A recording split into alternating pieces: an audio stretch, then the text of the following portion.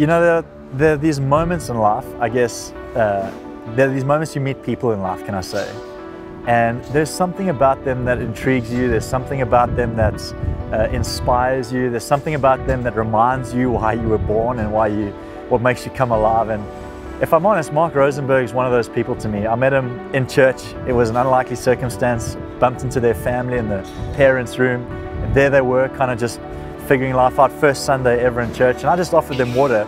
And fast track a few years, we've become really good friends. And I think part of the reason we've become good friends is because we share dreams to shape cities, to shape nations with a new culture. And so when I hang out with them, I get inspired for things that have never been done before. I think about building experiences for people that'll make them come alive. We call it lighting up the human soul. And so today is just one of those incredible opportunities where we get to walk around what has become the reality of a dream birthed in their hearts, and then take a moment to sit down and converse around how do we build these kind of dreams? What is entrepreneurship? What makes things successful? I mean, the Arch for sure is just an exceptional building. It's got excellence in every detail. I like to say that they've given away their best in the story. They haven't held back on anything. They've said, let's put Durban on the map. Let's create a space people love to be. Families love to hang out. Business loves to connect. And that's really what this is about. I mean, it really is inspiring down to every last detail, from the high street with all the kind of retail spaces to what they call the legacy yard, where these exciting kind of exotic food kind of moments come together around the table. And of course, this setting, which is the cocktail lounge, overlooking perhaps the best scene of the city, is pretty inspiring. And we put all that into conversation basically to say, what is entrepreneurship and how do we shape the future with what God's given to us now? How do we respond to a crisis like 2020 with a new level of excitement and appetite, and ultimately entrepreneurship and innovation? So I think you're going to enjoy this interview. It was pretty exciting for me to be with him. He's kind of one of those guys, when you sit down, you like want to say, put the cameras down, put the phones down, let's have a chat. And so I hope you enjoy what he had to say. Rosie, good to have you on Sunday Night Live, but thank you for making some time. And just before we jump into all the exciting conversations we're going to have today, and if you're joining us, I want to say that you're going to get some gold today. Get your journals out, notepads, phones, whatever you need, because beside for being an incredible friend, I think you're a brilliant mind. I just got to say that up front. And I don't often say that of people, and I think there's something going on the inside that I'm hoping to somehow bring out today in conversation. But thanks for the time, and what an awesome space for us to be doing it. Thanks, Till. It's good to have you here. Thank you, bud. Appreciate it. And we love your family. Here. We love your family, bud. And you have amazing girls. So not only as an incredible business guy, which we'll talk about today, but you're an amazing dad, and I think all this kind of stuff starts in the home anyway. So just for me to say, I just want to honor you. Your family have just given us such amazing life since we met you. Our kids love the time with your girls, and so just want to say all that means a lot to me. I love what you've taught me in the world of business, but I've actually watched you even more closely sometimes in parenting and just being a family man. So thanks, Till. That's epic. That's awesome. Let's talk business. Yeah, absolutely. So entrepreneurship, jumping straight in, big conversation. Obviously, being in lockdown, everyone's asking big questions around the future. Entrepreneurship is, I think, something everyone's going is it matters in this moment. What is entrepreneurship? Yeah, so it's an interesting question. We were actually talking about it just before we came into this room, and you know, the one thing, there's two people that have really made me think a little bit more deeper about business, and one is a group of people, and that's the millennials. Because whenever you get in a room with a millennial, they're always asking you, why am I doing that? They always want to know why. What's the purpose of what we are doing here today? And it's awesome to be challenged like that. The other guy is Simon Sinek, who's a wonderful thought leader. And he often speaks about, you know, what's your why? You know, defining that. And when you're thinking with that kind of mindset and you're thinking about entrepreneurship, for me, you're trying to get into understanding what does entrepreneurship mean? And why are we talking about it? Yeah. You know, so what does it mean? Fundamentally, I think what a lot of people miss is entrepreneurship is taking financial risk in the hope of making a profit. That's so good. You actually got to say that again. Like, find one of these cameras and tell them. Yeah. So entrepreneurship is taking financial risk in the hope of making a profit. So it's not guaranteed. It's not guaranteed. So true entrepreneurship is not, I've made 5 deals, they've all worked out, I'm an entrepreneur. Yeah. It's no, I'm willing to take risk in the hope of something actually working. So the 2 key words there is risk and hope. Brilliant. And with risk comes sacrifice. Yeah. And you know, I'm always reminded of a wonderful verse in Romans, and you know, it's suffering produces perseverance, perseverance builds character, and character gives you hope, and hope never fails. So like, whenever you're in the entrepreneurship space, and I'm sure there are many people out there that are in that entrepreneurship environment, starting up new businesses, looking for a way to make a way for their family, for themselves and for their family and future generations. And you have a lot of dark moments. You have a lot of those suffering moments. But always, when you come out of that suffering, you understand your character was built. And by persevering, you get through very tough times. And that always gives you a little bit of hope. And if you can hang on to hope, hope never fails you. Yeah, that's great, bud. I suppose that connects right now, like in the lockdown season. I mean, it's been a tough year, pretty much all around. But talking about how that thing of suffering produces perseverance, produces hope, is needed now. Like we need to live in that sort of headspace, at least understanding that what we're going through now is producing something that will last a long time in us. Let's backtrack a little bit though, because some people are saying, asking the question, okay, so tell us, Marc Rosenberg, what's he doing? So entrepreneurship for you, what are you up to? What's the business? Just give us a bit of a backdrop to your business world. Cool. So I think, you know, my personal story, I started off playing professional cricket, and that was a big dream of mine since I was a young boy. I was lucky. I always had a really incredible mentor and role model in my father, you know, growing up. So I was able to watch him work in the business world. He was very heavily involved in corporate. And it was great to understand what goes into being successful. For me, he was not only successful in the business world, but he was exceptionally successful with people because he cared so much about that element, which is a great lesson. And hopefully something we'll talk on a little bit later. Yeah, well, shout out to Terry Rosenberg, if you're watching, Terry and Carol. Amazing people. Yeah, thank you, bud. So, you know, started that journey, and I got to a point in my life where, you know, I was looking, I was good at cricket, I was okay, but I was never going to be the best in the world, and I wanted something more with my life. And so I went and did a postgraduate at Cambridge, and then I was thinking, while I was in that mindset, I was thinking, you know, I'm just going to go into the banking world, because often you don't have these conversations with each other about, you know, what is important to you, what are you passionate about, what do you want to try and do, and you kind of just get stuck in this rat race of life and saying, like, this is the next step. The next step is leave school, get a degree, go find a job, work your way up. What did you study? I studied environmental sciences, actually. No so I did business management in my undergrad and environmental sciences in my postgrad. But it was probably more to do with that's the only way I could probably get into Cambridge was through that avenue. So the point is, when we were there, you know, you're getting exposed to a great narrative and conversation, and the great thing about academics is they challenge all the time. You're challenging the status quo. You're looking at things from a different angle. And it just got me thinking, you know, we met incredible people, the heads of ExxonMobil and big multinational groups. And they were speaking about Africa, and they were just saying Africa is the last truly emerging market and frontier. And if you've got some roots there, you should put them down there. You should access your network.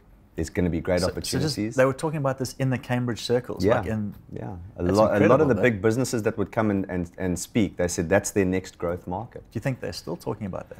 They are. Okay, we'll I think in 2008 and 9 it was a great big topic, and then, you know, things happened in the world that may have changed that. But Africa is a very complex place, as we know. Africa is not just one country. Yeah, sure. So we came back, and fortunately, you know, I got into the family business with my father, and I've always seen him since he's retired from corporate as being a true entrepreneur, taking that financial risk in the hope of some reward, but it's calculated. And I think what I learned in those very early years was he was always trying to understand the market, understand who's engaging in the market, what products has he got, how's the consumer engaging with the products, where you're getting it from, how you're getting it to, what's the cost, etc., how you're marketing it and branding and packaging. And so we set up our family business, and we looked for gaps, we looked for opportunities, we looked for ways in. You know, we knew Africa was emerging. We said, how are we going to get into Africa? the way we did was we ended up investing in a business that that serviced Africa, big multinational oil and gas mining companies. We were a bottom feeder, but we had a seat at the table, which was a great opportunity for us. A big risk for us, but a great opportunity, and something that we poured a lot of time and energy into. And so now, basically from that journey, what's happened is we've moved and we've evolved, and our business has grown across sector. We've realized that people are incredibly important to the success of any business. Differing skill sets, passion, good value set and system, a strong and really united why. And so what we did is we basically have got now a group called the Multiply Group, which is a consolidation of a couple of family offices with incredible people and families. Which is, just pause there, because this is a cool story, right? Yeah. Because I mean, Multiply didn't start out as like a big dream on a board and let's find the right people for the dream. And how did it start? Because honestly, I love this story, because again, people, if you're listening, everyone thinks there's this like perfect formula for success, and there isn't. It's all these little details. Know your why, take risk in the hope of, and this was Multiply's kind of journey. Like, tell us how it started. I love this story. So it was a big in the hope of in that one. Still in the hope of. But, yeah, exactly. But effectively what happened there is my father and a guy called Craig Coombe, who started up an incredible private equity business called Embedded Capital Partners. 11 years of blood, sweat and tears, and they were talking for a few years together. They helped us do one of the transactions in Africa. Craig's an incredible visionary businessman, family man. And we were having lunch the one day at my father's house, and we said, look guys, we've always wanted to do something together. Why don't we put a bit of money into a pot and just see what happens? And if an opportunity comes up, we can access it. And we did that because we were seeing so much opportunity. Sure. But we didn't have like a consolidated base or platform or team to be able to run after them. So we were just watching them go past us, and it was becoming frustrating. And the men in the room that I was talking about, they serial and actually have a problem. They're deal makers. They can't watch a deal go past them. It irks them. So we did that, and at the end of the conversation, Craig said, look, I'm meeting an incredible guy downstairs. His name's Matthew Blurt. He's the former CIO and COO of Business Connections. He did the merger with Business Connections and Telcom. I mean, an incredible guy in the IT sector. He says, I'm meeting him for lunch. You guys will love him. He's fantastic. We got to introduce you. So he came upstairs. We had an incredible lunch, and by the end of that lunch, we had 4 partners who put money into a pot, and we didn't know what we were doing. We didn't have a name. We didn't have anything. There was no arch development. There was nothing. Literally not a plan. More like a handshake across the table to say, let's put our minds and hearts into something. And the great thing about that is that you had 3 families that came into the room that were all faith-filled families. Sure. Matthew and Craig had known each other since school. Obviously, my father and I had known each other our whole life, since I was born. Well, he had known you. You only kind of met him when you were like 3 or 4, right? Yeah, exactly. But we just had good hearts, and there was nothing in that room that said, how are we going to make money? The discussion at that time was, how are we going to make an impact? How are we going to make a difference? How are we going to change the narrative? In every discussion we had, our why was so much more than financial gain. And if you look at a lot of the big successful companies who innovate a lot, they're not looking to get in, get out. Often you'll see an entrepreneur that wants to make a quick buck. But the guys that are going to be successful, the ones that are saying, like, our why is far more deeper than just, that's great. Just making a turn on this range, as an example. So, I mean, and from that, we went away to a farm for a night to do a little strat session, like, what do we want to do? Whiteboard was fantastic. We had no idea or intention of what we were going to do. We're driving up, and on the side of the highway, we stopped for a steers, as you do on the North Coast.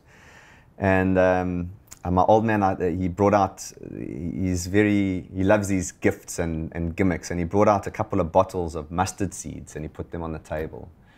And just in the middle of steers on the North Coast, you know, sitting in a corner next to a rubbish bin, he started to talk about faith and mustard seeds and mustard trees, and just started to envision us that there could be something really special about to happen in this space. I've still got my mustard jar next to my bed. And Multiply just evolved from there. I feel like it was just through the incredible favor, you know, of God and what our our partners have been through, the sowing that they've done for decades, not for months or weeks or days, for decades, just fell upon the group and the vision that we had. And we got some wonderful opportunities that came our way. But the opportunities that came our way were not simple opportunities. It wasn't like a slam dunk. Not one of them was a slam dunk. Each one of them was complex, required a bit of thought. You had to work for it. You mean there was actually work to be done in entrepreneurship? And still there was financial risk, and still there was only hope. There wasn't a clear line and a clear formula. Yeah, I love that. But what happened around the table, there was a great spirit. And there was just a great desire to want to work together and for each other and in a community to make a difference and to say, you know, a lot of the stuff that we're doing today, our narratives changed a lot because we feel like in mainstream media and in the global context and the market and lockdown, everybody's glued to the television sets or a media channel or a radio, whatever it might be, a podcast, and we're being spoken at. Yeah, that's brilliant. We're not engaging with each other, you know, and that's the one issue. I mean, the beautiful thing about social media and that is that you've got access to information. The negative is you're not building those meaningful relationships, and you're not creating a narrative for the circumstance that you're in or the environment that you're in. And I love like your story of the mustard seeds, right? Because there you are sitting at a random steers on the North Coast. Everyone knows the steers you're talking about. That's what I love about that story. I've had a few there, king steer, extra cheese. But I love the fact that that's what you're saying is missing. Like you took the adventure to be a couple of guys out, had the moment with your dad. Your dad's incredible like that. Like he's an incredible thought sort of leader, I think, in some ways. And but I can imagine the moment because he gets quite like into it, like quite emotional about what this could mean for people. And I love the fact that that was happening without a social media channel in sight. Yeah. So Multiply was born in the hearts of people, not in the handsets. Yes. And I think like that's a big deal for people. Like everyone's trying to like launch into the next world of their success with their handsets, and yeah, it might help you, but it's what's deep down, right? Absolutely. It's if we can captivate each other and get caught up in what's really in us. I want to go back to you mentioned this word often, like innovation. Yeah. It's a big deal in entrepreneurship, right? Yeah. Yeah. Tell me a little bit about the importance of innovation, like in this season. Okay. Awesome. I love this topic of innovation, actually. And one thing I wanted to mention to you the other day, but I thought I'd save it for today. It's a famous Henry Ford quote. The guy that built the motor car. You know, we're all with you. If you don't know Henry Ford, you're 15, it's okay. You'll learn about him in history. Coming. But his quote is beautiful in innovation because he said, if I'd have asked the market what they wanted, they would have said foster horses. Brilliant. And I've always thought about that. It's like, you know, true innovation is understanding what we have and how do we get that better. Not just improve the horse. How do we make the horse faster? There's got to be a better way of doing this. That's brilliant. You think about the GoPro story and innovation, you know, and we often speak about this, and you know, and we were talking about it just a few moments ago. Why is there a GoPro 10? It's because if there wasn't innovation, GoPro would have just launched. GoPro would have been perfect, and then we wouldn't have needed another one. We wouldn't have needed to innovate. You know, iPhone, the same thing. So innovation is critical in this day and age, especially in this day and age, where the consumers have so much choice, and consumers are driving change. So we're going to maybe talk, I hope, just now a little bit about like the retail example of how I'm relating a lot of how innovation is driving our market now, but understanding it through a retail lens, through a consumer and that marketplace. Talk a bit to that, because I find that interesting what you're saying, because you're saying that consumers are teaching us far more than we're willing to admit. Yeah. So I mean, I think that the consumer, like the retail space, is probably one of the best examples because we can all relate to it. Yeah. Every day we're buying food, clothes. You know, we're going on holiday. We're buying toys and gadgets, etc. And so there's so many different schools of thoughts. There's so many different generations interacting with the environment and with the consumer market. But if you think about retail, let's touch on that actually then. Okay, so retail, as we knew it 20 years ago, you would go into a store and you'd buy something and you'd leave. Now you can go into a store and you can buy something. You can click and collect. You can pick it up in a box or a counter somewhere. You can have it delivered straight to your door. There are drones that are coming into place. There's options. Yeah. Not only are there options in the way that you can get your product, there's also options in the way that you can pay. So you're either paying through your phone, through a tap card, I think checkbooks are gone these days, but online EFTs, etc. There's multiple ways in which the consumer can engage with the retailer. There's also different ways you can engage with the staff nowadays, right? So you can be at the store across the counter. Sure. You can be through an interactive kiosk. You can be online in a chat group. You can be in email. There's just various, a phone call, telecenter. There's just not one channel to go through anything. So what that does for the consumer in today's age of innovation, we're going to link this all back to innovation, is the consumer has choice. Yeah. And choice is awesome, but I guess it's also dangerous because it's the consumer's demand for options, convenience, Yeah, big thing. and speed, and good price points. We're spoiled. So if you're not continually innovating, if you're not continually one step ahead of your competitor or the guy next to you, you'll have a season and then you'll fall off. Yeah. And you were talking earlier when we were mentioning it, and you said, yeah, we got a little bit sidetracked into a conversation, and you questioned, you said, like, is that good or is that bad? And I don't know the answer to that, but what I do know is that in the retail space, you look at a report that Deloitte sent out a couple of months ago.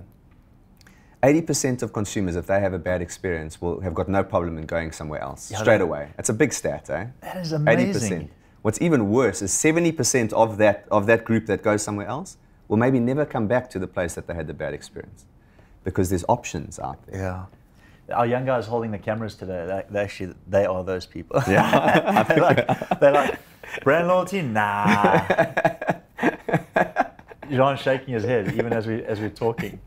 But I think this like when you said that, it caught my attention because you can feel it. Yeah. You can feel like there's way less brand loyalty, whatever that means. Maybe we can unpack that a little bit. And you mentioned something that maybe you could help me understand better, is that people are more interested in their personal brand than in being loyal to another brand. Yeah. So they'll shift brands out there to make sure that this brand stays true. Yeah. Is that helping us in entrepreneurship? Is it confusing us? Is it?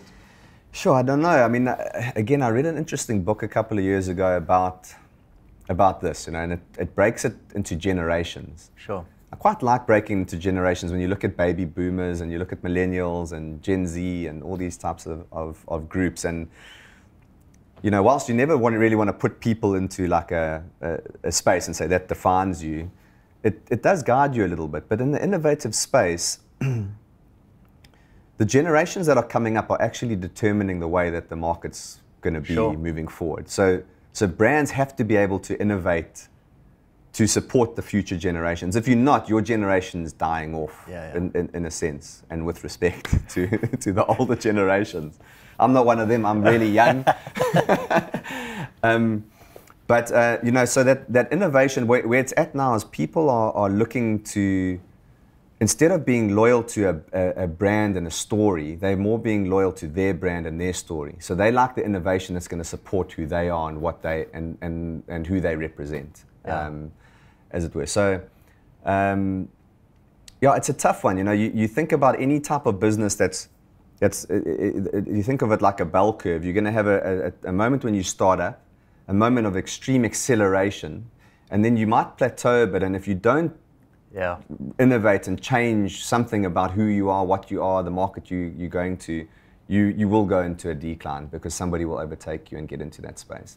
So being able to, and I guess this goes back to like where we are in lockdown now, it's that agility and that ability to be able to pivot very quickly and to not be precious about it. Yeah, that's a big deal. You know, like it is, because especially an entrepreneur, often they're passionate about something. I'm passionate about making this cup the way that it is now. Yeah. But if the market's telling me it's different and I don't like that, that's a big problem, because that will reflect in the quality of my work and the authenticity of my brand and all that type of thing. But you've got to be able to take that feedback and be able to pivot, and your model has to be able to. But I think this is such a big deal, right? Because you're going, okay, so on one hand, the world's changing quickly, the generations are demanding us, the consumer is demanding what we offer, and that's where the opportunity lies and what someone's going to buy. Yeah. But on the other hand, so you got to innovate.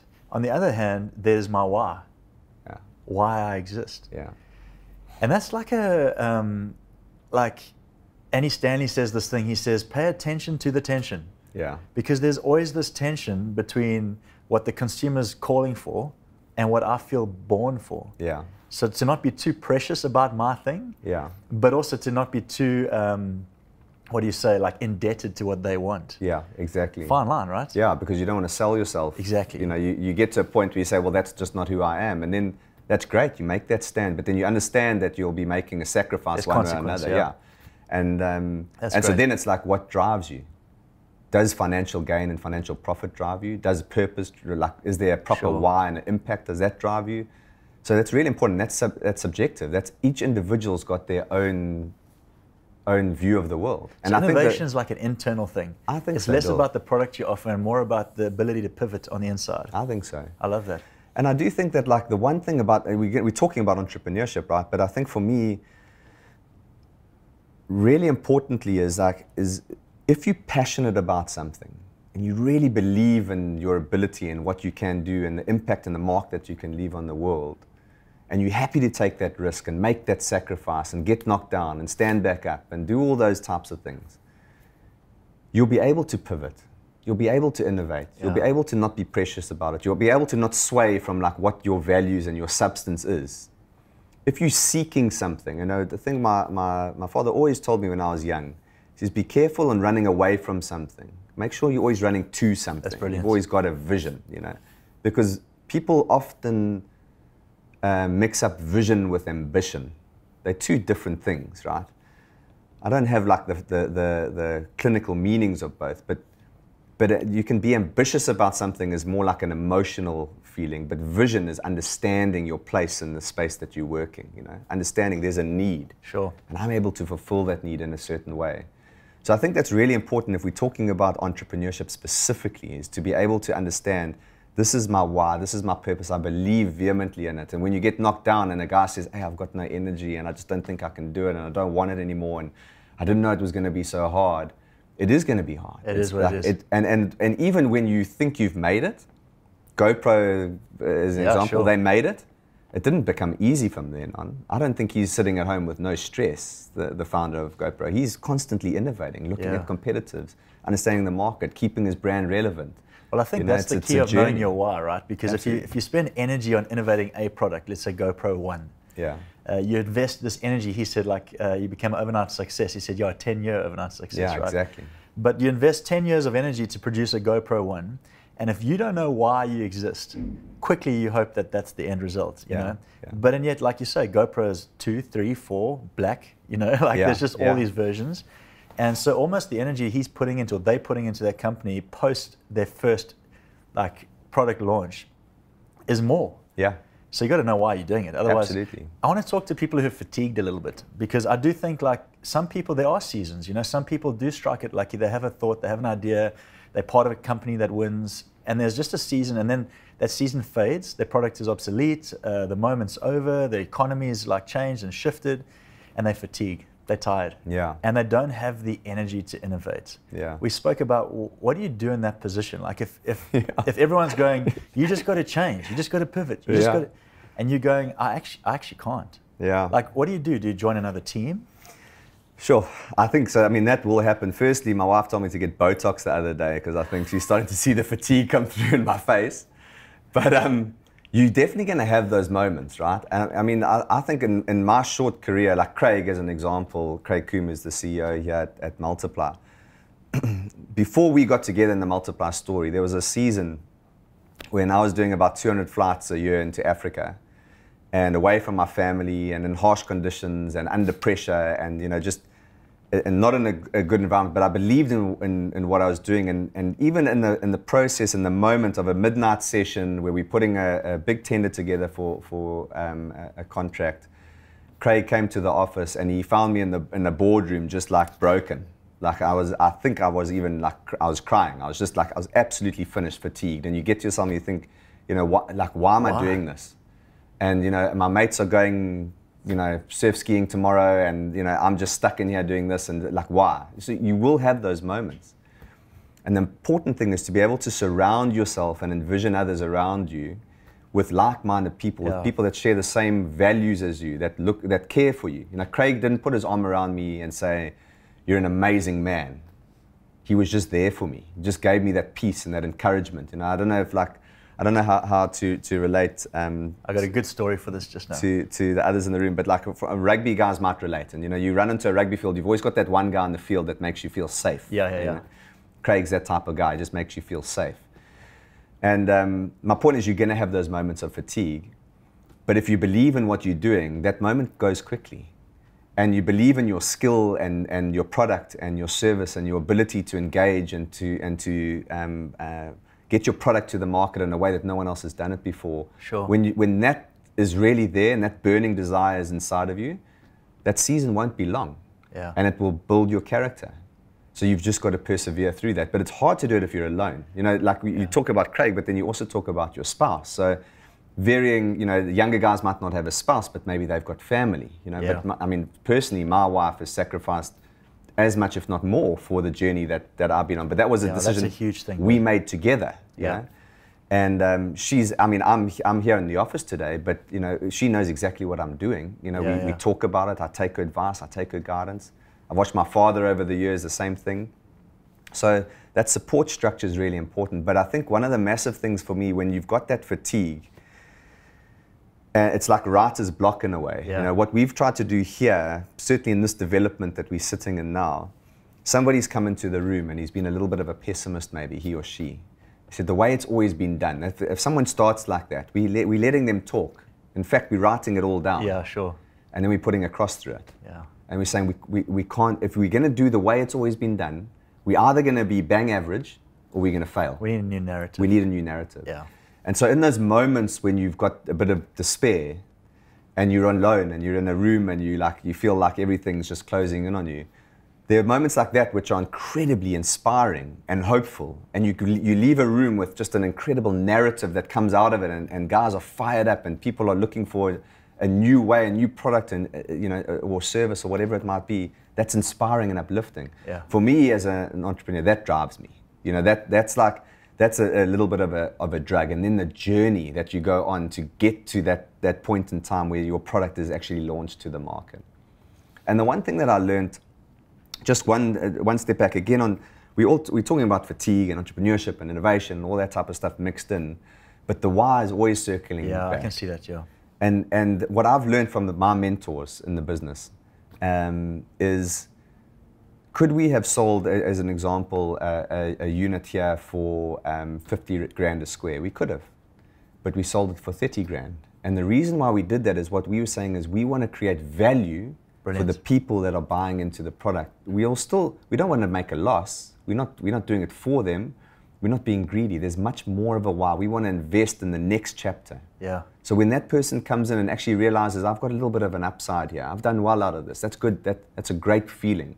We're helping our community. We're helping the people. We're creating products that are adding value to people's lives. Yeah, brilliant. But I love how your dad often says, and I've loved this statement, that this dream, the arch dream, the one we're sitting in now, was, I think I'm going to get it right now, he said, we wanted to build an island of excellence in a sea of mediocrity. Yeah. Or sea of negativity. Yeah. I just love that, because that's the why, right? Absolutely. Our goal is to literally, and I'm going to talk to this now because I'm going to get all fired up. Yeah. because I think one of the things you've done for me, just to sidetrack a little bit, is you've been in some ways that person in a fatigued state, because I have dreams and we have desires. I think the church should shape the world. And there have been moments where you feel like, what are we doing? Like, we're in little old Belito, waking up every morning, repeating certain things, or like, are we going anywhere? Yeah. And then I get with you and we just think of possibilities and believe in them, and realize that actually God has called us to redefine, someone said, re-author the narrative of the Rainbow Nation. Yeah. So it's not necessarily to start a whole new one, it's just to put life back in that. Absolutely. So you've been that to me, just to say that. Like, often when I sit with you, I just leave going, come on, let's do something that's never been done before, Yeah. And I think it's with a good heart. Yeah. But that idea of an island of excellence in a sea of negativity is unbelievable language, because if I walk into the arch and if I see what you've created, and I want you to talk a little bit to the dream, I get inspired to think that in a moment in time where everyone's pulling back, and everyone is kind of taking their money offshore, to be very honest about what's going down, you guys are investing not just a lot of what of your wealth or your time and money, but like precious parts of it into the soil of this nation in a very upside down time. Yeah. And I think when I first thought about the arch coming online at the end of lockdown, I thought, I'm going to walk in here and I'm going to see a building that was finished, because the dream was there, but times have not allowed for it to be like really pushed at. I walked in here and I thought, what did these guys do?